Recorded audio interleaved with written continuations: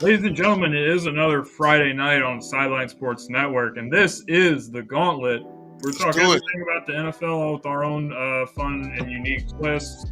We got a bunch of stuff to talk about. Our Week 1 Gauntlet grinders. So yes, off season is over. The regular season is back. We just went through Week 1. We'll look at the top performers of the week, sports morons, the dumbest takes and the dumbest moments in sports. Get it off your chest. If you need to rant about something, if you need to call somebody out, this is your space to do it. And the Tyreek Hill fiasco with the police. We're finally going to get to give our opinions about this and what's going on, because there's been so much stuff come out since then. So it's been like almost a week. So you're kind of seeing the full story try to unfold. And then non-sports topic, we got Kendrick Lamar, just slightly sports related, but still we're going to focus on Kendrick Lamar and how he is going to be performing at the Super Bowl in New Orleans. A lot of people have been saying Lil Wayne got screwed. We're going to go into that, and it's going to be really interesting. But first, I got Kendall with us tonight. Kendall, I just want to introduce you, and you can tell people about yourself, tell them about your show and what you do. Just a little bit before we get started. Yes, sir, man. Appreciate it, James, man. You too, Jay, man. Appreciate y'all having me. I'm one of the newest members of Sideline Sports. I do have my own show over here, Ken's Pat Star Patriots Podcast. I'm a Patriots fan. If y'all can't tell from the back, I will be doing my show on the network 3 times a week on the Sideline Sports Network, Ken's Pat Star Patriots Podcast. I'm happy to join the team. Happy to build with y'all, and just go from there. It's a pretty good network. I'm new to the Gauntlet, so hey, let's see how let's go ahead and rock with it. You have to let me know how we run the show, what you think about after the show. But you said 3 times a week, but what time is that you start? It'll be Monday, Wednesdays, and Friday. I didn't do it tonight because my co-host he's not available tonight. But Monday, Wednesdays, and Fridays at 7:30 p.m. Eastern. And how long does it run until? 7:30 until like 8:30? About 8. About an hour? Okay, yeah. Cool. All right, cool, brother. Awesome, man. If you want to see the Patriots perspective, definitely check his show out. By the way, the Patriots start off the season 1-0 with the win against the Bengals.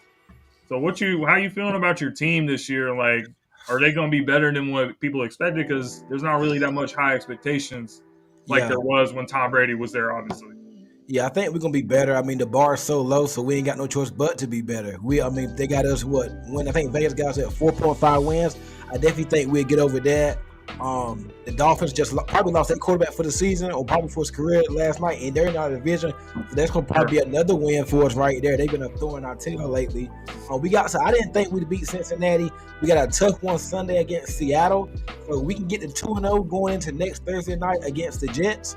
Man, if I would have told myself we'd be 3-0 in the month of September, I thought I was tripping, man. But yeah, man, I think we're going to exceed expectations only because the bar is so low.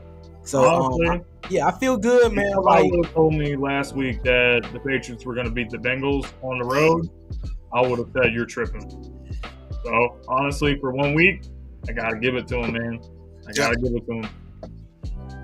But one last thing before we actually get into the Gauntlet Grinders. We just started the show. We're only about 4 minutes in. Last night, reaction, the Bills win against the Dolphins 31-10.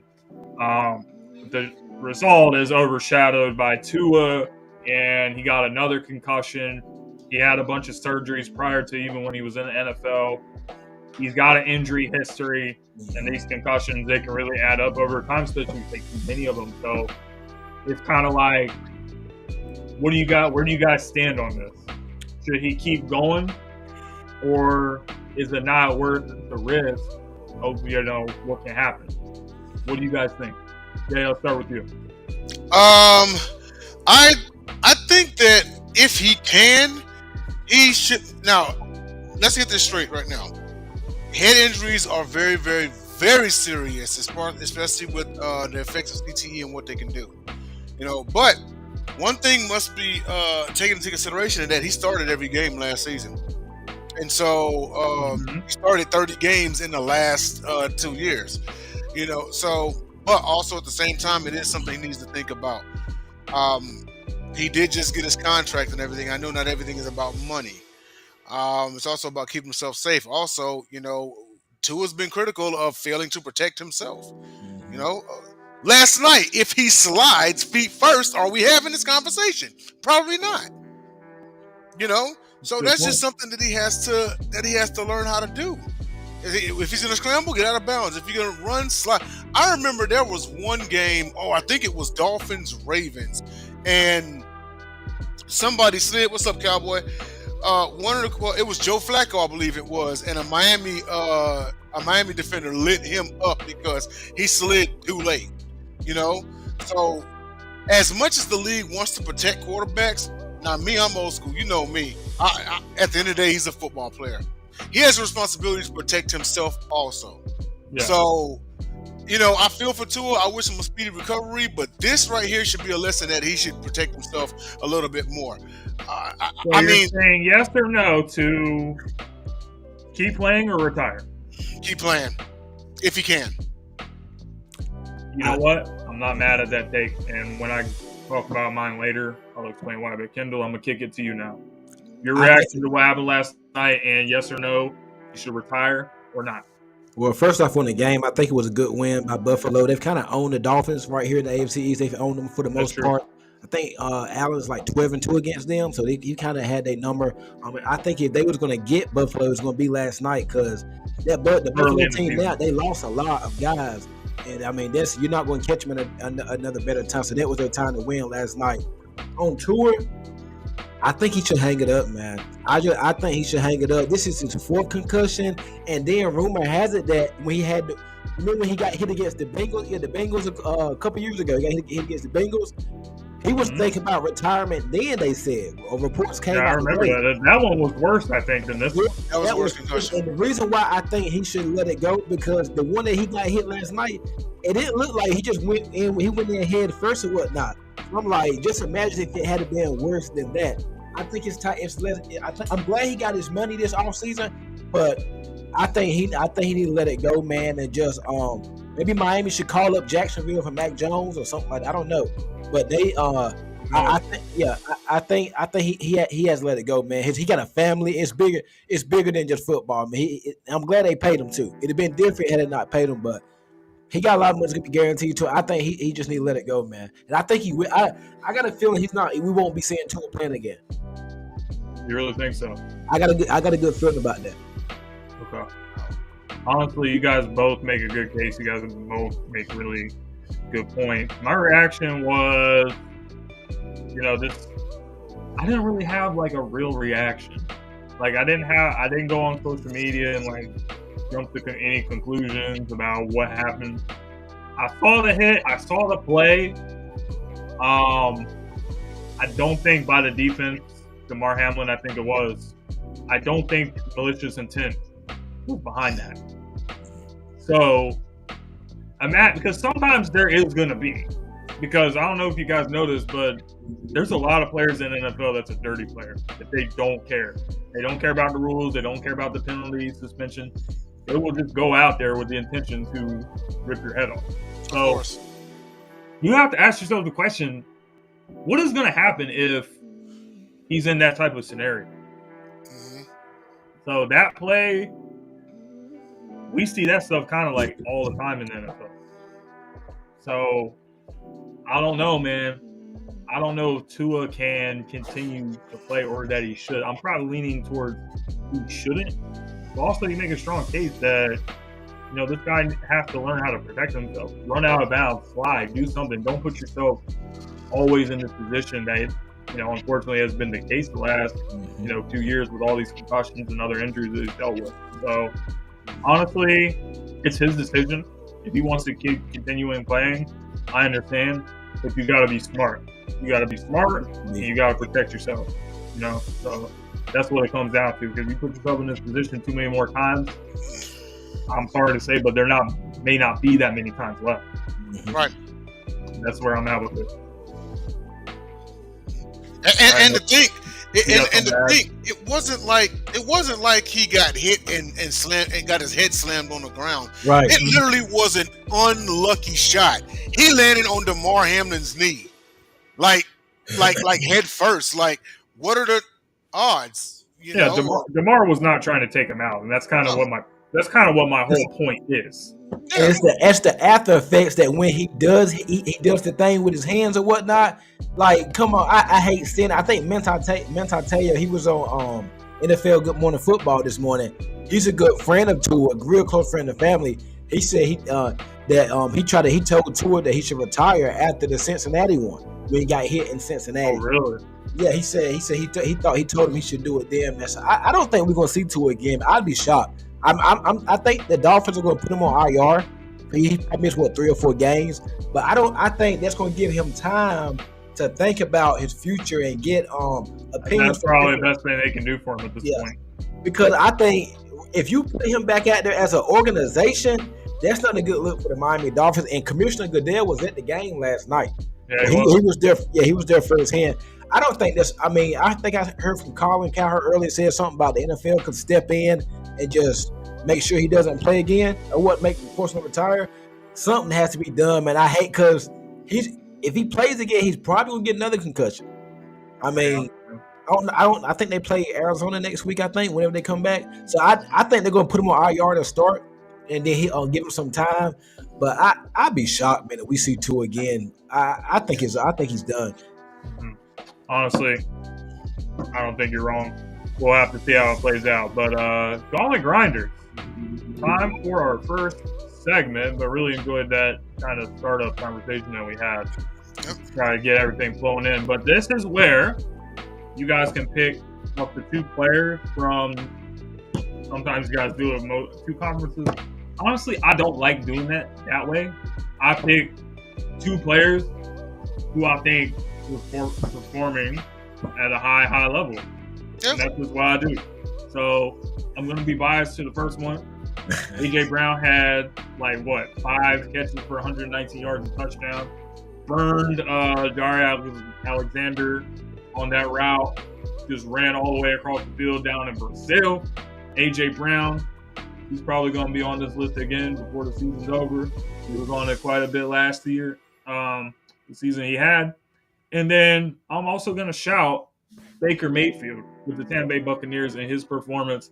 And when you look at what the Cleveland Browns have been, pretty much when Deshaun Watson is in the lineup, where could the Cleveland Browns team be if they just held on to Baker Mayfield for a couple more years and then caved to the pressure of Deshaun Watson, the superstar, he's this, he's that, traded the whole world to the Houston Texans. You look at what the Texans are doing now, Jay's team, TJ Stroud, thriving. Baker Mayfield also thriving. Deshaun Watson, there's another word for what he's doing with the Cleveland Browns, but I can't say it on the air. He's stinking it up. He's not that guy. But Baker Mayfield got the Bucs to the playoffs, beat the Eagles in the playoff game, had a competitive game against Detroit. So Baker Mayfield's stock continues to rise and the Cleveland Browns continue to go down. So I think Baker Mayfield, all the reason in the world to be the Gauntlet Grinder. So that's my shout. That's actually crazy to think about, man. Baker Mayfield, because I think that was a 7-point loss at Detroit in the playoffs. They could have beat him. Think about that for a second. Baker Mayfield was 1 or 2 possessions away from the NFC Championship game. That's quick. When he was in Cleveland, no one thought they would get that far. He was 1 or 2 possessions away from the NFC title game. The Bucs, even though they play in a weak division, they may be a little closer than people think they are. Yeah, for sure. My Gauntlet Grinders for the week. I'm gonna be biased just like you, James. Go ahead. This is your time to be biased, bro. I did it. You can do it. I'm gonna go with Ramondre Stevenson. Man had 20+ carries for a buck. He had 124 yards, I believe. And he had a touchdown. He was the sole reason why we won that game against upset the Bengals. Nobody gave him a chance. So that's one of them. And I got one more grinder for y'all. I'm gonna stay with the running back. Monday Night Football. Jordan Mason, 20+ carries, 100 and something yards. He had a couple touchdowns too and beat the Jets. Man, I'm glad they did beat the Jets because they're in our division. So my 2 grounders for the week are going to be Ramondre Stevenson and Jordan Mason. Man, undrafted free agent, came out of nowhere, fielding from Chris McCaffrey. Also, Chris McCaffrey, he's not going to play this week. So I don't know if y'all do fancy with it now. If y'all set your lineups, go ahead and start Jordan Mason for this week. So Jordan Mason and Ramondre Stevenson will be my Gauntlet grinders for this week. 2 running backs. Hey, yo, now that he said running backs, I realized that I'm tripping. Saquon Barkley also had 3 Yeah. touchdowns. I'm surprised you Saquon- didn't say Saquon. I was Saquon, shocked you look. didn't say him. Look, Saquon was I saw the stat. It said only 2 Eagles players scored 3 touchdowns in their debut. The other was Terrell Owens. There's not much else to be said about his performance. When you're in that company, then you're doing something great. So, Saquon, great shout to him. But, Jay, you got it from here. Your Gauntlet Grinders of the week. Well, they say things happen in threes, okay? So if JT is going to be biased and Ken Dog is going to be biased, I'm going to be biased. Joe Mixon, front and center, running back, Houston Texans, in a win against the Indianapolis Colts, 29-27. He had 30 carries for 159 and a score. He averaged 5.3 yards per carry. How about that for your first game as a Texan? Mixon is going to do numbers this year. Love it coming from the young boy. And then also on the my other Gauntlet Grinder, I see Jacob Christner in the comments, and I know he's got something to say. But I'm going to give a Gauntlet Grinder to the entire Chicago Bears defense. 3 sacks, 2 interceptions, including a pick 6, and a block punt return TD that single-handedly came back and beat the Titans. And I know that That's the reason why they beat Tennessee. They came back, yeah. And I know we talked about this on Picked Off and everything, but it is what it is, okay? They were down 17-0. What was it, 17-3 going into the half, and then the Bears defense just completely took the game over. So those are my Gauntlet Grinders for the week. Shout out to the Bears defense and shout out to Joe Mixon. All right, man. Moving on from this segment. Ladies and gentlemen, when we get back, it's time for the opposite grinder. Who wasn't grinding? AKA the sports moron of the week. So get your takes ready, get everything ready, because this segment, somebody is about to go off about everything that took place this week in the NFL. Guys, we'll be right back after this.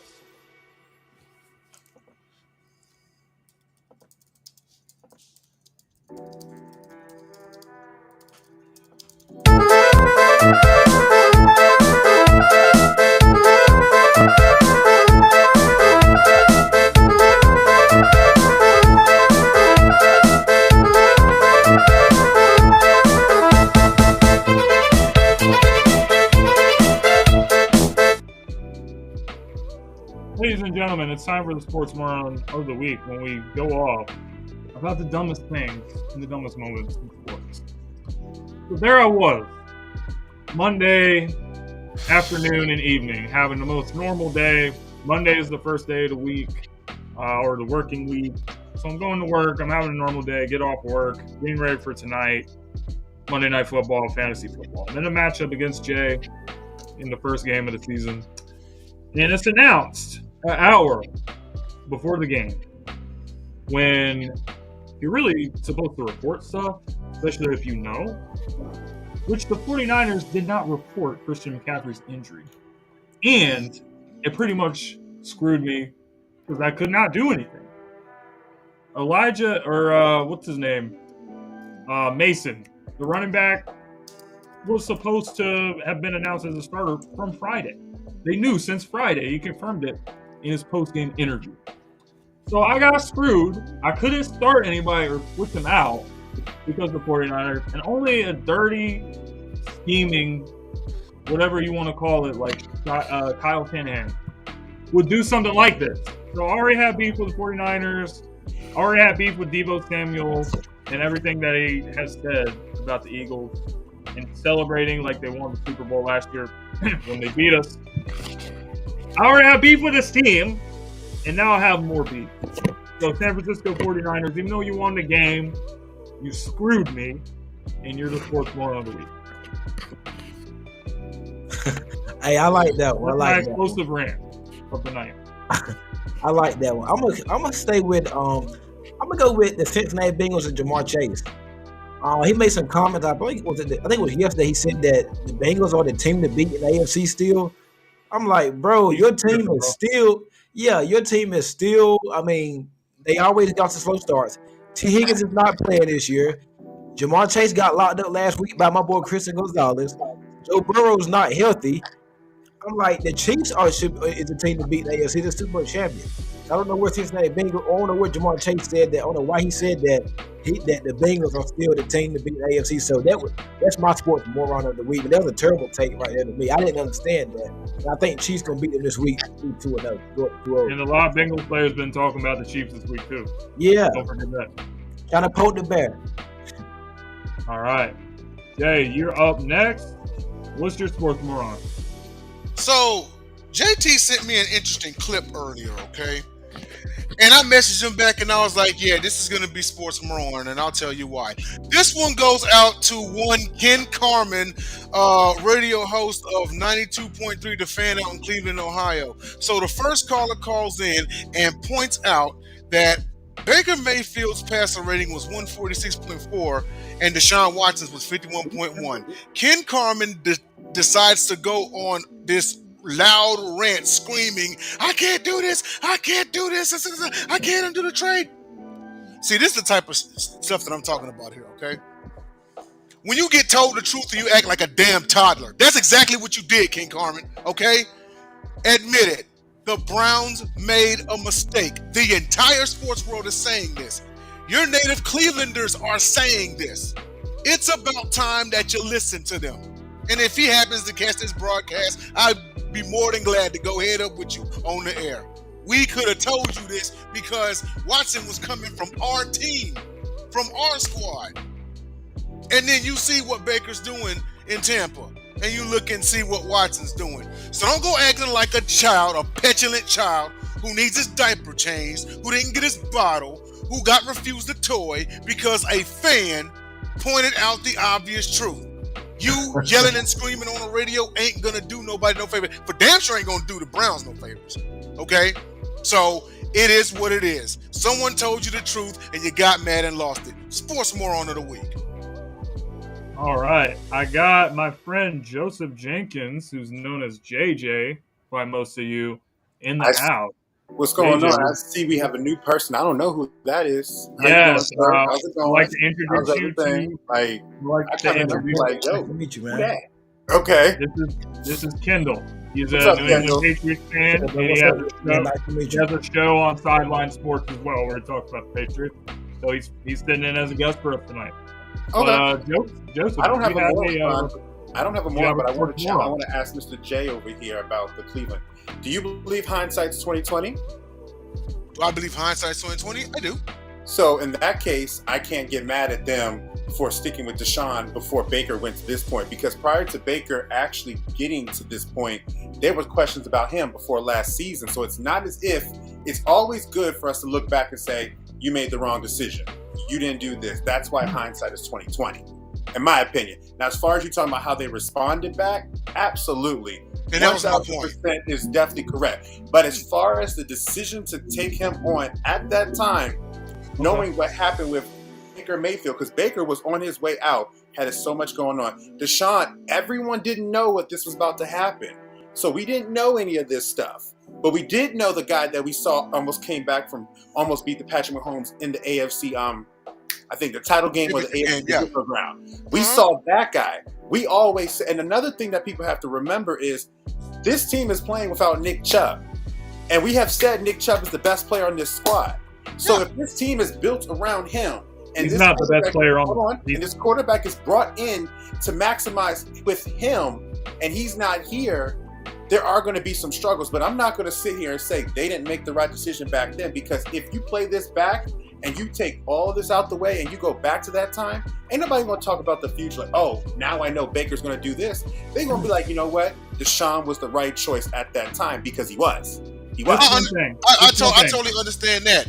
The thing about it is this, and I understand it as the front office, because we all have been through it. There are going to be some good calls. There are going to be some bad decisions. You make a decision and you stick to it. My point was this. Because you were told the truth about what happened and you go yelling and screaming again like a petulant child, it's not doing anyone any favors at all. So there's this. Just one thing I want to say real quick. To Minnesota about Kirk Cousins. Did anybody tell the truth to Detroit about Matthew Stafford? Matthew Stafford had been looking good, but everybody was sitting there saying, you need to leave this. He's not worth it, whatever. He leaves and goes to the Super Bowl. Deshaun's career, I'm not saying he's going to be better or everything like that, but his career is undetermined. And at the end of the day, there is a stain coming into Cleveland, because when he got to Cleveland is when the assault cases and assault everything started really coming to light. So there is a stain. It was before he got to Cleveland. He was gone for it was being investigated. Right, but it was on his way to Cleveland. So the stain of it is in your mind on your way to Cleveland. And I know of personal experience how much mental battles are a big deal. So I would sit here and say, with Deshaun, he's got a lot going on. And he has a lot going on. But I will say, I'm not going to use what's happening now to sit here and say they made the wrong decision back then. Because Baker could have easily turned the other way, but you didn't know what you knew from back then. It's always easy to look back and say, yeah, you made the wrong decision, because it's hindsight. Hindsight is 2020. You just go the opposite direction of which you win. We could do that with every decision we've made in life. We could go back and say, I should have made the other one. Sure. But here, let me just jump into this debate real quick, because there's 2 points that I want to make. Number one, last time I checked, Myles Garrett is the reigning defending Defensive Player of the Year. So to say Nick Chubb is more important to the Browns' success than him, that's just not true. How do you convey that? Second of all, at some point, we got there first. You have to move on from that. You have to move on from whatever situation Deshaun was in. Because guess who else was in a situation? Michael Vick. And he came out and he still performed, led the Eagles to the playoffs, had some good moments with the Eagles after he came from prison. So what happened in 2010? So if he can do it, Deshaun Watson can also do it. He has not performed whatsoever since he's been a Cleveland Browns player. So let me ask you a question. Deshaun, I think Vic went to prison in what, 07, 06, 08? Yeah, he did like 3 years. And then he didn't get better till 3 or 4 years later. So it's not as if he jumped right back in and dominated. He didn't jump right back and dominate. He had a 6-game stretch that was elite. 6 games. Because what happened in the playoffs against Clay Matthews? Watson had 0. Huh? Watson has had 0. Watson has not had 0. Watson had a few one. Actually, last year when they beat the Ravens, everybody was on Watson's back. Let's not act like that wasn't happening. Let's not Watson, act like I never remember that happening. Let's not act when he came back from against the Ravens. I remember it specifically. Everyone, including you, was not like, including me. Including you. That was the one that's like, that's the Deshaun Watson that I was expecting. That's the Deshaun Watson. So that's a proof that he can do it. But again, there are other things going on. But my whole problem, the whole thing about this whole situation is, you're not going to convince me that you're going to sit there and say they made the wrong choice just because you're using hindsight in 2020. Period. It's not going to work because it's not going to happen. It's not hindsight. Baker Mayfield won a playoff game for the Browns. Deshaun Watson has won nothing. And prior to that point, who had the better career up until that point? Who made the further part in the playoffs? Deshaun Watson was doing that. It doesn't matter. You're acting like Baker did nothing for the Browns. Baker had a playoff game, but who was better at that time? Let's be real about this. You're acting like Baker has done nothing for the Browns. It's not true. Let's not act like Baker just got great, and that means that decision was wrong. No, it wasn't. And I guarantee if you go back to that time, when you go back there, you can't remember all this stuff. This stuff didn't happen. So when you go back to that time and you go back to that situation, you will sit here and tell me you're going to take Baker Mayfield over Deshaun Watson? No way, no how. And I don't even buy that if anybody said that, because at that time, none of this was happening. None of this was happening. Everybody was sitting there saying, and I will say about the Myles Garrett, 1,000% agree he is definitely the best defender on that squad. But let's not make no mistake that Nick Chubb was everything with him. Nick Chubb and him are the foundation of that squad. He got there first. I think Nick came after. I'm not saying Nick Chubb is not important to the Browns, but I'm saying if we're saying the best player on the Browns, is without a doubt Myles Garrett. I think we can argue that Nick Chubb is up there too. I think we can argue Nick Chubb in it because Nick Chubb was considered a what top running back? Top 3, top 2? Like I think Myles Garrett's considered a top 3 player in the NFL. You say it's not true. I'm sitting there saying I can sit there and accept the fact you can argue that they're both on the same level. You can argue that. You can argue that based off of what they have done to that squad and the success that they have meant for that squad. I think if you put Myles Garrett on the market right now, teams would give you 2 first-round picks for him. They're not giving you 2 first-round picks for Nick Chubb. He's a running back. He's a running back and it's an expendable position. It's a replaceable It position. does not matter. Running Pass back. rusher is a premium position. That's how championship And again, teams are built. you cannot sit here trenches. and see. That's the problem I have. With trenches and O-line and D-line. You can't sit here and say edge rusher is the only way to win a championship because that's a bold-faced lie. I didn't say it was the only way. I said it's a premium If that's position. the case, hold on. If that's the case, you would have won the Super Bowl against Patrick Mahomes, right? Because you had the best edge rushers in the league that year. We would have won a Super Bowl because we had the best edge rushers in the league last year. Overall sacks. That's not the case. There's more to it. What happened to Patrick Mahomes when he got there? He used Isaiah Pacheco to get all the way. He has a great O-line, and he's got Chris Jones on the other side. You're not going to sit here and say edge rusher is more important than the running back. Everything is their career. It is. Is their career? No, it's not. When you have a premier running back. Patrick Mahomes literally just won last year, relying on Isaiah Who was Pacheco. the last premier running back to win a Super Bowl? Huh? Who was the last premier running back to win a Super Bowl? What are you talking about? The last premier running back to win a Super Bowl? He is what's it called? From the Bucks? No, not the Bucks. What's it called from the Bucks? But the thing is, I will say this: it's not the Bucks, but I will say this. I get the argument is that you're saying that if you have a sorry running back and great edge rusher, the best edge rusher, and a decent running back, that's more important to win the Super Bowl. When I would sit there and say, number one player, if that's the case, why ain't T.J. Watt to Pittsburgh going there? Because T.J. Watt's better than Myles Garrett. But no, honestly, Nick Chubb is arguably the same level as Myles Garrett on the squad. Now hold up. If we keep going back and forth like this all night, we're gonna be stuck on this segment all night. No, I got we got more stuff that we gotta talk about. Respectfully, I disagree with you on this one.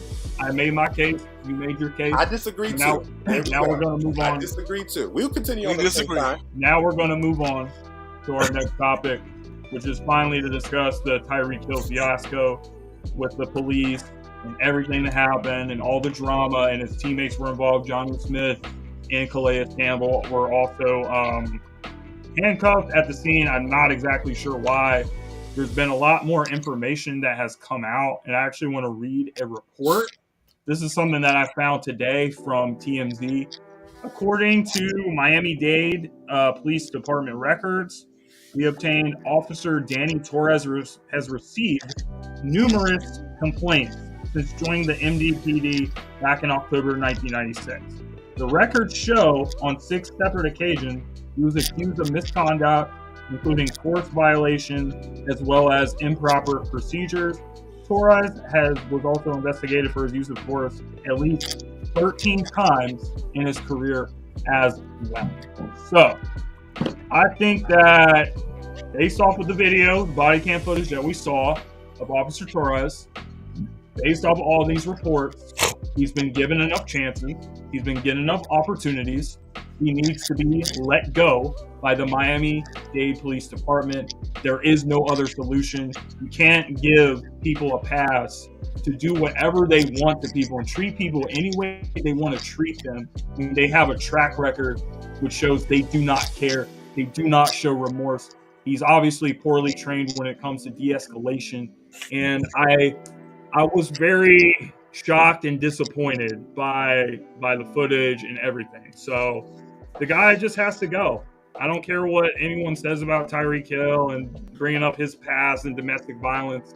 Listen, for this situation, the cop was in the wrong, and we have the proof right here, the evidence right here that shows you how he conducts himself.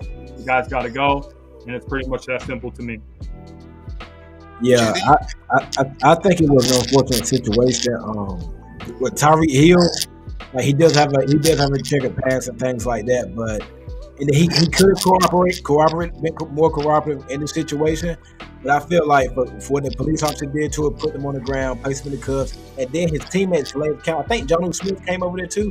Both of them would come over there, and just I feel like that was not even necessary.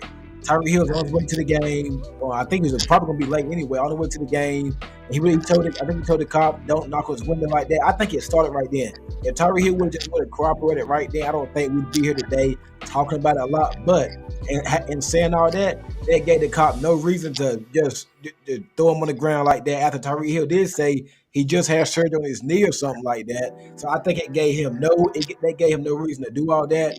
But that's just not to be too much political whatnot, because that's not me, but that's just the world we live in today. As a person, that's just how things go. That's just the world we live in today. And I agree with you, Jay. I think the guy, he should be let go. I feel you, man. Yep, that's a good take there. Who wants to take it next, JJ or Jay? Either So one I of you want to guys. ask you, is it going to be, you said it's a good take he gave. If you give somebody opposite opinion, is it because you vehemently don't agree with it, you'll say it's a bad take? No. Or is it more so?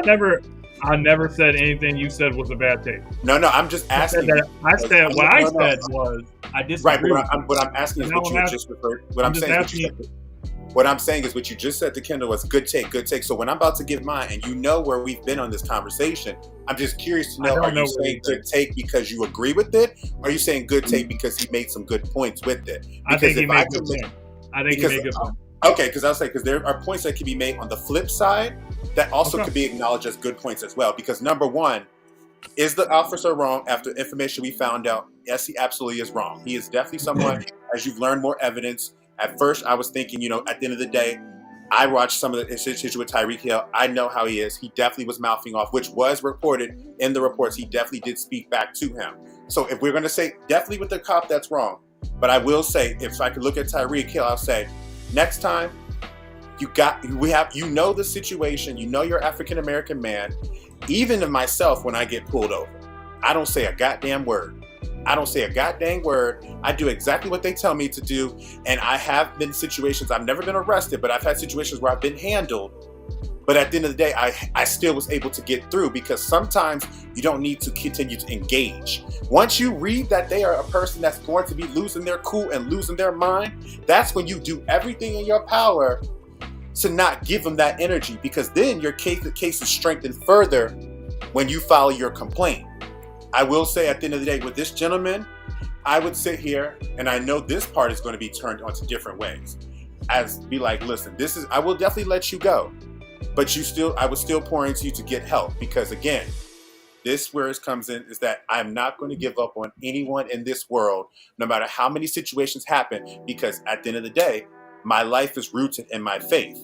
And knowing what happened with everything that I've learned in my life and throughout this word, and the fact that I can make a mistake, I can do the most egregious thing today, and then the next day I can be forgiven and had a chance to be poured into and move forward.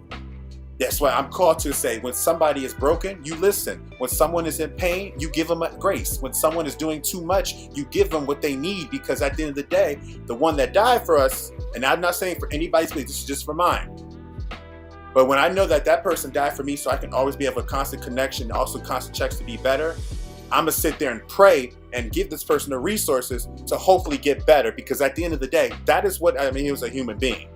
At the human being, there are plenty of us that have done bad things in our life. If we were to be condemned for the rest of our life for those bad things, we would be pretty upset about that. So I would sit there and tell this officer, like, yeah, you have to be let go, because the history is leading up and showing. And at the end of the day, it's not the fact that it was a celebrity, which some people have argued that he used this as his moment. It's the fact of the matter is that this position in this field, given the behaviors that you have exhibited, is not conducive to working for us and for you. So we need to let you go, and we're going to give you the resources, because we brought you on thinking you were great. You showed us we're not, but we're going to still give you something to help you so you can turn the corner. Everybody should be given a chance, no matter how many times, because that's what we're called to do. And so for me, yes, I agree. He went too far. I didn't think he at first, but after seeing the footage and seeing everything, he went way too far. I definitely think he needs to be let go, but I'm going to hope and pray and provide the resources for him to be better, because I don't think he is the scum of the earth for his mistakes. And that's what happens. We live in this world. People have died because of imperceptions they've gotten in incidents that have been happening. So I'm not going to condemn him for the rest of his life, like I've seen people do. And I hate that TMZ released his name and stuff like that, but it's going to happen. You're going to get death threats. His family's getting death threats for his decisions. But yet we'll turn around and say, my family's not affected, responsible for things I do. So people got to remember that when they're talking about the criticism when it comes to this guy. You didn't do it, and I applaud you for that, James, but I've seen it out there. Yeah. Same with Mr. Kendall. I applauded that, but I've seen it out there. No, I think you have a very unique way of using, religion to look at the situation. Look, if another police department gives him opportunity, then hopefully he will get his act together. But as far as that, I agree. Like he needs to let go because not this situation, not brushing it to the side really, but the fact that we know 13 other times he had misconduct, that's just enough for me to say that you've had enough chances. But Yeah, with this police department. Well, for me, I would say this: my faith drives everything I do. So I know it may come off as if convenient or things like that, but my faith, everything I do, every action, every reaction, every response, every method, anything I do, I'm trying to lead with my faith because my faith is everything for me. I agree, yes, too many times, but I think where I am a disagreement with not you, but just the overall premise of this.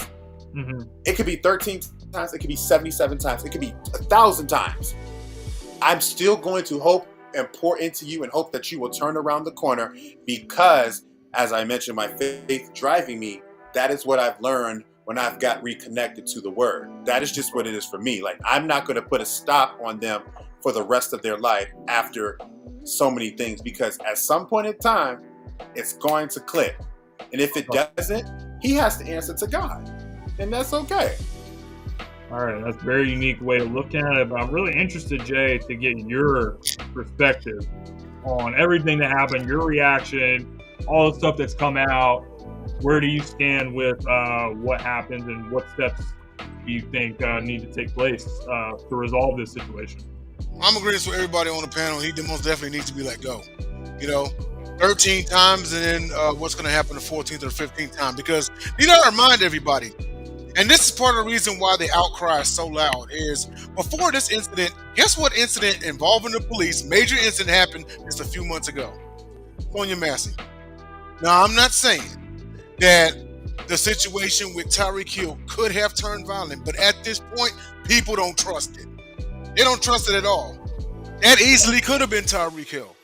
Because we all know, okay, on any other day, had this been probably any other police officer, right? Anyone in his right mind, listen, he got stopped for a speeding violation. We're not disputing that, okay? But for the very most part is, hey, you on your way to the game, to the stadium, listen, slow it down, have a good game, score one for us, all right? We're rooting for you. That's it. That's it. If you got to write him a warning, write him a warning. There was no need to pull that man out of the vehicle. See, there's a such thing in departments called threat perception whenever you're going through training, If someone's mouthing off at you, it does not equate you throwing them to the ground or anything like that. If someone's mouthing off or if someone that says, I rebuke you in the name of Jesus, doesn't involve you call for you pulling a pistol out and then putting 3 in her. It's gone too far. And I will ask you a question after you finish. But I will say this much. If he needs to go to church, then he needs to go to church. And he can get his second chance. He just needs to get his second chance elsewhere. He should not be a law enforcement official. Sure. And like James said, it's right there on camera. That's all the proof you need. And as far as going to another department, you think this isn't making national news? It's going to be very hard for him to land one. Do you do you have any investment into people being I guess it's like a product of their circumstances or no, but it's like we're looking at Tyreek Hill and he was mouthing off. That's just a fact. Not saying it should have been warranted or not, but you had said mouthing off should not have dictated this happening. Mm-hmm. Can we say every person that mouths off that the police see is acting the same way? Can we say every person? So what I'm saying is this person was wrong. This person didn't think in their actions, but I will say there are causes for them to feel compelled to do that because other people have mouthed off and have taken it far. I do think that we always have to, we got to look at the both sides of it because it was wrong, but the impulse to subdue someone, the impulse to compel you to restrain them based off of what you're seeing, knowing that they can see that every day and they have been in situations like that, it's at that point where you have to sit here and then look at how you're going to restrain them. Like we talk about with men and women when they get into a fight and argument, most people want to hit somebody, but it's how you restrain that person in those moments because you know that if you do anything the wrong way, it could be looked at as what we're looking at with this person. Right. So, but one thing that also people have to understand, and especially those officers at the scene, is situational awareness. Obviously, we got Tyreek Hill, right? We got Jonnu Smith. We got Calais Campbell, okay? We know there's a game at 1 p.m. It's coming up. Obviously, these guys are on the way to the game. All three men have too much to lose. Why would they assault a police officer? Especially on game day. So, situational awareness, I'm just saying. Very true. Fair enough. If they didn't, fair enough is that they didn't, have any cause, like he wasn't attacking them or so like that. But we know people, I think what happens is we know words hurt and words can kill. And Tyreek has been one that can let words get him. And this time he might think words got the best of them, which ultimately probably led to the action happening with this officer. And I just hope that this officer's family is okay. Because knowing how people are, mouthing off is not going to be something they do. And are they in the right for that because they're defending Tyreek Hill? No. But that's how people think when they look at all the cops in all these situations. They, one, generalize all cops to everything. And number two, they can't dissociate the cop in that situation from the rest of the people that are around them and impacted by them. So I do hope his family is okay. Yeah. It's just, sometimes I'll say this, and I know we got to move on. You got to be careful. Granted, was he mouthing off? Yes, but, and I know you're just like reporting what was said and what was seen, right? But with others out there, they have to be careful with how they say it because that's how racist people use to justify attacking and killing us. Oh, he shouldn't have mouthed off. That turns into he shouldn't have resisted. That turns into he deserved the bullet. So whenever you use terms like mouthing off, be careful with that context. Now, I know you know better, JJ. Of course you can. Of course you, James. We're just reporting what we see. But just understand that there's some racists out there that's going to use that as justification for, because he wasn't perfect, yeah, he deserved to be thrown on the ground. Equally. Because he wasn't perfect, he deserved to be. Yeah, that's a terrible mindset to have. But it's a terrible mindset to have, but we got to face reality. There are people out here and say, all cops are bad. This is a situation for Tyreek Hill. I'm aghast them. There are radical people on both sides. So just as we can acknowledge that some people with racists will think and use this as a way to justify their actions, on the flip side, and I know specifically because I live right around the hood and stuff, I listen to how they talk. Yeah. They can use that to justify going after a cop that is doing their job the right way. You know what I'm saying? Exactly. Like we can't generalize everybody. We got to specific with this one. And I'm not saying the people on this panel, but people generalize cops based off of bad situations. Yeah. That's the problem. No, that is true. That is absolutely true. Problem. That's the scary thing too, is because they're human beings just like we are. No, and I have a lot of respect for law enforcement and what they do, especially like in places like where I'm at, Philadelphia. There's a lot of crime here. There's a lot of stuff these guys got to do to keep the community safe. So it's definitely not a situation where I'm going to say all cops are terrible. You can't trust them. You can't do anything. There's a lot of hardworking guys that do their job. Thank you for that. This guy, this particular guy that we're talking about is not one of those guys. He's not one of those guys, yeah. So he can be held accountable. Yeah, but I think I get what you mean. I think my outrage is the fact that it's the response to the whole law enforcement because of that. Because people have literally said, they use these isolated situations to justify all cops are bad. So when you justify all cops are bad, if you're in a situation with the cop, your mindset is already skewed. You know what I'm saying? Your mindset's already thinking, I saw what he did to Tyreek Hill. I ain't got time for that. And you're sitting there thinking like that cop could be sitting there and literally would be your biggest ally. Because some cops out there, we always talk about the bad stories, we don't talk about the good stories. It's just, I appreciate you for saying that and disassociating. The problem is the mass media, the mass world. The only last thing I will add to this is that I think any stereotyping, it can be anything. Like just because a person has money, they think they're better than me. I think those type of things are dangerous. Any stereotype that has to do with a certain race. A person's African American, they're more likely to do crime. Which I see that a lot. So any stereotype like that, stereotype about the cops, also dangerous to go down this path where you put people in a category and saying because some people did this and that, then they're the worst. So that's not cool. And we should probably get to non-sports topic. It's 10 minutes left. Yeah, but you know what? this was a good conversation to have. Awesome, yeah. It was. This was not like a But it's further proof. easy way to have this conversation, but we had it. I'm glad that you said that, Don. I will look at the fans and say, this is further proof of how you can be on two opposite ends of the spectrum.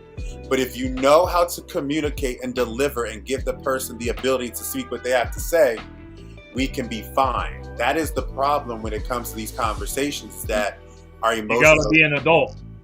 Bingo. And we're friends. We've been boys for, who long. And at the end of the day, I know your heart. We're not always going to agree. Same with me. But we are boys. And at the end of the day, what happened with the Nick Chubb thing.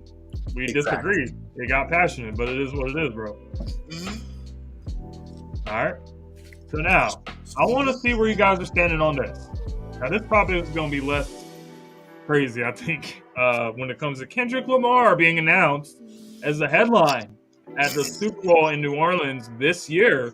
He will be performing as the main guy.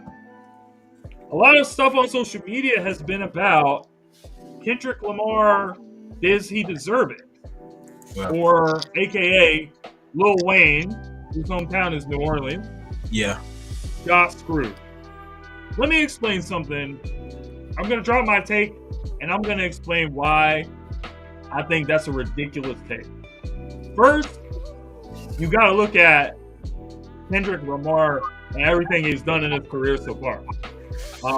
I think you can say right now, of the last 10 years, he's probably the number one hip-hop artist.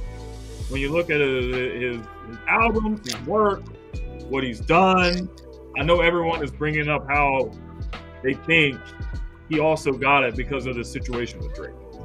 First of all, anything to do with Drake doesn't even scratch the surface of what he has achieved in his career.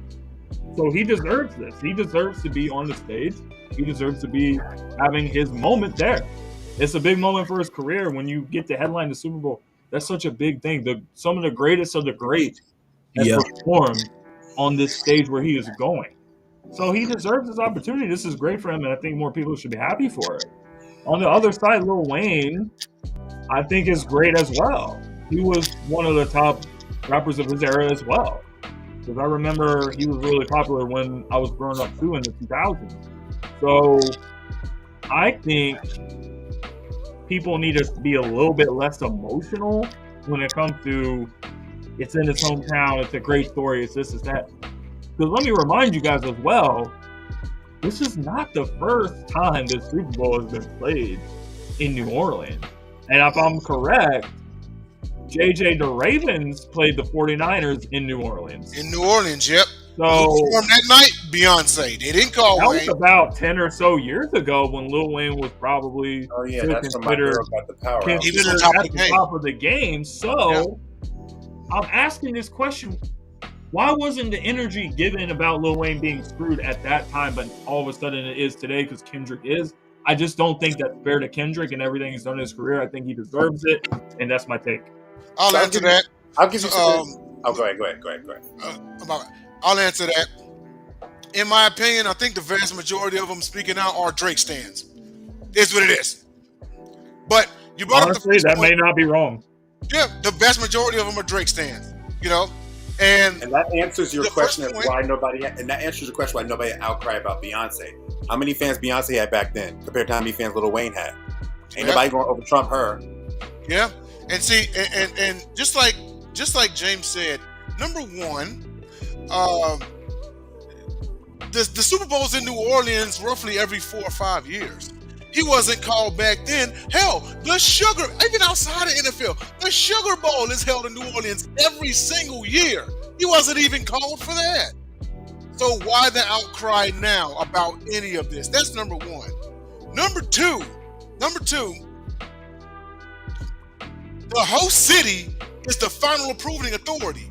So if they approved of Kendrick, and that's Lil Wayne's backyard, that's saying something. Number three, and probably the most important, Nobody's turning down Kendrick Lamar, bro. Yeah, and that leads to number three. Jay-Z is one of 9 people on the board that selects the halftime performers. Jay-Z, whether you love or hate him, is going to make the smart business decision, and it is what it is. Kendrick Lamar won 2024, so how do you not pick him for the Super Bowl? He's going to make the smart business decision, and the smart business decision, love it or not, is Kendrick Lamar, not Lil Wayne. If Lil Wayne had a #1 album last year or this past January, it may be a different conversation. But Wayne, not at all taking away his legendary status. He is the best rapper of the previous generation. But he's not hot right now. He's been dormant. Kendrick has been hot. So that's my only point. It's more about who Kendrick is than like Lil Wayne got screwed. That's why I don't think it's fair. Yeah. Now, does Lil Wayne have a catalog, that could do a halftime? Absolutely, he does. Yeah. But it's all about what's going on right now. Exactly. And right now, Kendrick Lamar is the hot ticket. Wayne has been dormant. Why would you call someone who's been asleep to come and perform at the Super Bowl? No, you're going to get the hot commodity right then and there. That's how Beyonce got there. That's how Usher got there. That's how all these other ones have gotten there. You got to be hot right now. Man, I didn't look if I were to go and call, I don't know, Cyndi Lauper to perform at the Super Bowl. Who the hell checking for her? Damn, that's crazy. But JJ, did you have something that you were trying to say earlier? I'd like to give it to Mr. Kendall because he's patiently quiet. Just listen to us just ramble and rant. Yeah, I'm gonna make it short and simple. What's your response or what's your take to the situation that we talked about? Yeah, I'm a big fan of Kendrick Lamar and Lil Wayne. So it really would. I can make case for both of them, but I think Kendrick Lamar's the hottest thing going right now. He had one of the latest hottest songs going out. Wayne is from New Orleans, so you did make a good point. Both of y'all did. But I feel like, Kendrick, you really can't go wrong. You can flip a coin, but I kind of lean towards Kendrick Lamar though, because like you said with Jay-Z, Jay-Z's a businessman, so he can go with he gonna make the smart business decision. He can go with what's hot right now. So yeah, Wayne ain't really. Wayne is Wayne. Wayne ain't really hot right. Wayne's always gonna be hot, but at the same time, he's not like popping right now. It's all about Kendrick Lamar. And if it weren't for Lil Wayne being from New Orleans, I don't even think he would have been. So maybe, who knows? Maybe he can get Wayne up there with him or whatnot. So who knows? Lil Wayne is from New Orleans. Maybe they can collab or something like that. That would be nice. Yeah, we got plenty of time between them. We got about 4 or 5 months. But I'm not really surprised though, because Kendrick Lamar, he's one of the hottest things popping right now. So either way, I hope to be there, whatnot, to hear see how everything go. But yeah, man, I think we're in store for a good halftime show. Oh yeah, I think it's gonna be fire, bro. And one more quick point before JJ goes. Did anyone on this panel see on YouTube or any social media Kendrick Lamar's pop-out concert in LA? I ain't seen it yet. That probably was the icing on the cake as to why it was selected. When you can go anytime I'm gonna watch that after the show. Anytime you perform Not Like Us 6 times in a row and the crowd asks for all of it. At one point, he shuts the music. They're singing the lyrics. They're yelling the lyrics. Dude, even off that alone, how do you not go with Kendrick Lamar? Nah, Kendrick deserves it. But JJ, what you got to say about this subject? So it's a couple of points that everybody sit to say. I want to start with Jay's point because I'll even extend it. This is the issue of Drake stands in our age group and above. Because you could tell because of who they said should be doing it. And they try to fake it off talking about the Super Bowls and stuff. First and foremost, I remember 2010s, people were even actually tripping saying, was really Wayne from that area? Was really Wayne doing that? But then they put that to rest. You say Lil Wayne. Lil Wayne was rapping and he was at the prime in the 2000s and beyond. Method Man performed for a crowd that was of the generation that's going to be watching the Super Bowl, and he said the gap was not there. He said the gap is too evident, right? So you pick Lil Wayne. Why didn't you pick Future? Like, why didn't you pick other people? If you were going to prove and sit there and say you really wanted to be someone that was relevant or whatever the case may be, you could have tapped Future. Nobody really is going to see Lil Wayne because nobody's going to care about Lil Wayne's music. None of these people, these young generation, care about Wayne's music. They're the ones that y'all, people at our age, are arguing with because they're saying their rappers are better than him. So why would you bring him to a game that everybody's watching and this generation's watching? They don't care. Nobody cares about the Carters except for our age and older. Nobody cares about all of his Millie, Lollipop. Nobody cares to hear that stuff anymore. Yep, that's true.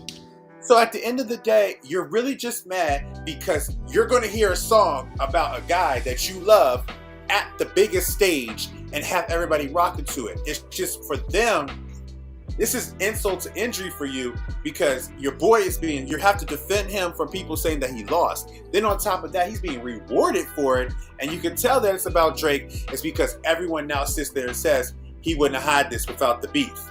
That's how you know it's not about what he is doing. It's just about that he had this thing with Drake. If he ain't had no issue with Drake and they ain't had nothing going on, I promise you nobody would have cared. Nobody would have cared. But that's all it is. And it's like, people, y'all. I don't think anybody should care. Get over it. Drake. I think what he's done in his career enjoy Drake being a fanboy for every superstar. He's like the ultimate groupie. Enjoy it. Just enjoy him being. You see the way he looks at the players and stuff, basketball, football. Just enjoy him being a groupie. You can't enjoy him still being able to make music.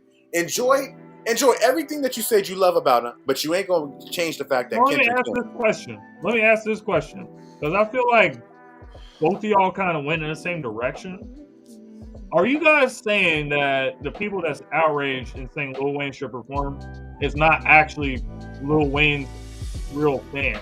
It's actually Drake's fans in a closet. I think he's just a default because they don't want to really say Drake. They don't want to really say Drake. Yeah, and they know that in time Drake was signed to Wayne, and if Wayne was chosen, there's a chance he may bring out Drake. Who brought him to Young Money? And you are just using this as a default. That's why I said because you could have using Wayne as a proxy. I never looked at it as that perspective. You could have said Joyner Lucas, Future, whoever else that y'all sit there and say y'all rapping. You're not going to show the fact that you want to say Drake.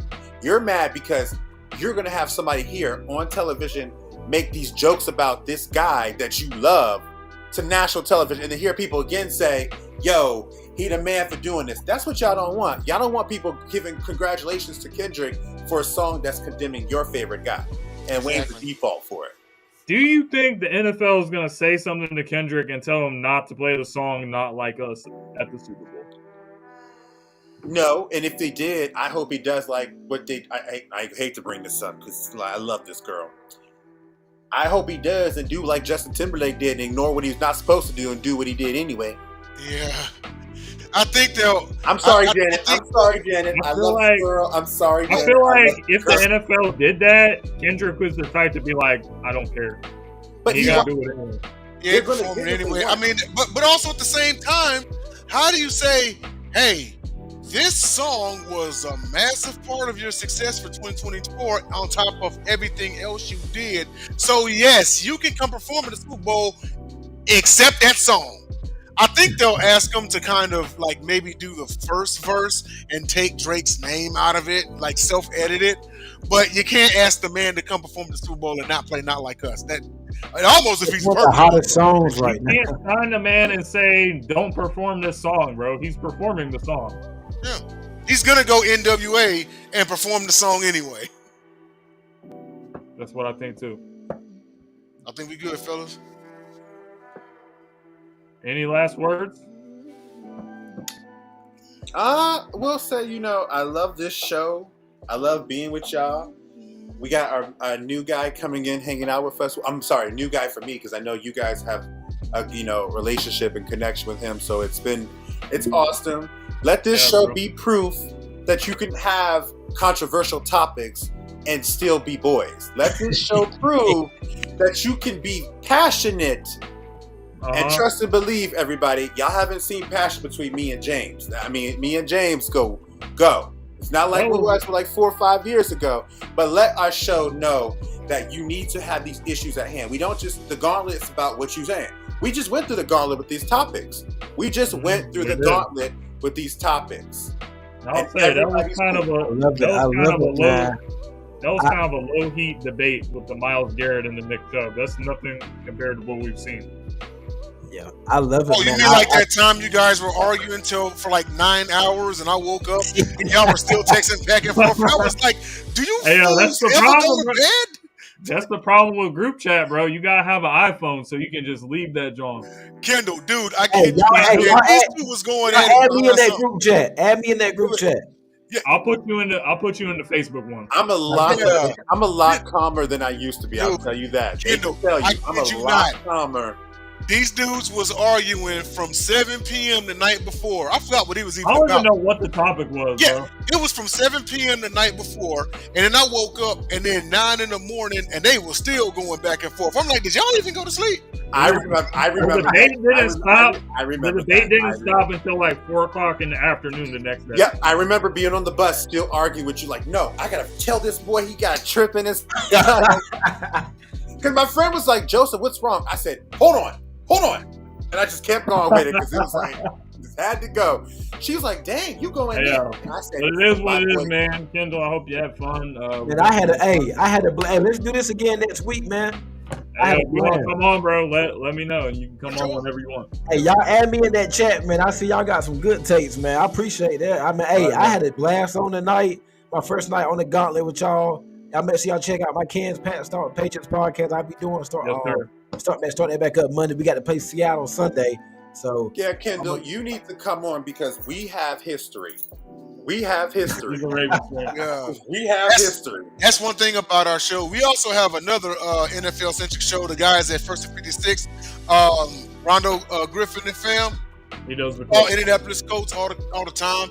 You know, real good brothers, you know what I mean? And so, you know, be sure and reach out to them also. I've come on their show whenever the Colts play the Texans and everything. So just extend the line out, you know, if y'all teams are playing. Hey, you come on my show, I'll come on your show.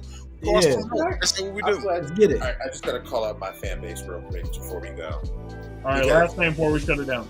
Yes, because I just have to call him out because I saw this today and I just remembered it. Ravens fans, we just lost to the guy that's arguably a top 5 quarterback of all time. Please stop posing trade scenarios to try to get players over here just because we lost that dang game. It's week 1. It's Patrick Mahomes. It's the 2-time defending champions with a dynasty who also know we're a great team. Stop tripping. This is ridiculous. Every time we lose to this guy, all of a sudden it's, we need to do this. We need to do this. We need to do this. I'm sitting there thinking like, I saw someone say we need to trade away Kyle Hamilton, Isaiah Likely, and try to get someone like Stephon Diggs type thing. Like just posing a wide receiver. I don't even care who the wide receiver was. I was just like, do you want to trade our best defender? And our but can you imagine a Baltimore Ravens team if they had a player like Jamar Chase? Can you imagine that? That's the thing, man. I feel like Baltimore is missing something, man. I like Zay Flowers. I like Likely. You got the twin tight ends. Nelson Aguilar, I think, is your number 3 receiver. And then you got Bateman. He hasn't done nothing since he's been there. He's always hurt. I like Tez Walker that y'all got from Carolina. My boy Drake May, one of his former teammates. But I feel like y'all missing something. Why don't y'all go sign Michael Thomas or something, man? So why do we need to when only one team is in our way? Why do we need to do something? We've ran through everybody else in the league. We've shown that. We know it's just one team, so it's not a different year, though. Huh? I said it's a different year, though. Like there's a lot of competition in the AFC. It's a different year, but again, for the last 6 years, I've been told it's a different year, and yet the same thing still happens. Hey, man, y'all best chance was to win it was last year. I don't agree with that. I will say that's the best roster we had, but I don't think it's the best year because again, as long as number 8 is there, and as long as number 8 is healthy, this team's window is going to stay open. This team, mind you, we only got him because your team wanted him. Your team was the reason why we traded up back to get him because y'all were going to get him a second round. And so, again, it's a different year, yes, but I've seen my team. I know what they can do with teams. I know the problem, and I tell people all the time, it's literally one person, one team. This is our Peyton Manning during the years Ray Lewis had the top 10 defense because we couldn't get past them. Remember the year we went 13-3 and Indianapolis came in there and beat us on our home turf with Steve McNair? And remember, we only beat them one time to get to a Super Bowl. So when Ravens beat Patrick Mahomes in the playoffs, that'll be the year they win the Super Bowl because it's going to be the year that they have to get them in the AFC Championship game, most likely. I'm not concerned about playing every other team because I know we can get up to play with them. I see 100% a different team when Kansas City comes compared to you guys or anybody else that comes across us. I know what it is with my team. It's not about the talent. It's about how we approach Hold the on, quick game. question. Correct me if I'm wrong. Did the Ravens beat? I thought they beat Peyton Manning the year they won. We Super did, Bowl. but that's the only time the Ravens have ever beat Peyton Manning. I'm talking about 13-3 back when Steve McNair was our quarterback in 2006. So I said, when I see my team let Travis Kelce come up and interrupt Justin Tucker's kicking game while he's getting prepared and do nothing, that's when I know my team is not being who they are supposed to be. That's why I'm saying it's not about talent or anything like that. It's not about this. We ran the ball down Houston's throat. We ain't run the ball too much against Patrick Mahomes and them. And it's not as if their defense is great and it's amazing, but it's not as if we hadn't shown we could go against big time defenses. We change who we are who we're supposed to be because of what people say about my quarterback comparison to him. And I agree with Michael Irvin when he said it on Sport Undisputed the next day. If you had just did what you were doing all the way up until that point and let Lamar I wouldn't have cared if Lamar had 175 yards passing, 2 touchdowns, 100 yards touching, 2 touchdowns. Because like Mike Irvin said, get the win. Who cares? Those people getting mad at you because you're not throwing like him. No, so it's not talent. It's just mindset. Who y'all play Raiders Sunday, right? Exactly. Where's that game at? Baltimore or Vegas? It is. Now, this will also be a good test because I know I need to see the focus on that. That's trap game. It's just focus. It's just focus. It's nothing, anything else. Because Chris Jones said it. Chris Jones said we were the better roster. We were the best team. But he knows the focus was not there. He knows that they saw what we were doing and they used it against us. If we get our act together and we approach them like we approach everybody else, I think we can win the Super Bowl. And it's just getting it past. Every real Ravens fan knows it. It's just one team, one person. Yeah, and listen, not to get out, y'all struggle now. Hey, James. Hey, I got a split, man. All right, bro, you out. All right, y'all. See you, Jay. All right, man. All right. Y'all struggled against the Steelers since y'all have Lamar too. Now I know Pittsburgh's not a super contender, but that's just rivalry, bro. Yeah. Y'all have struggled against Pittsburgh. I think y'all pretty much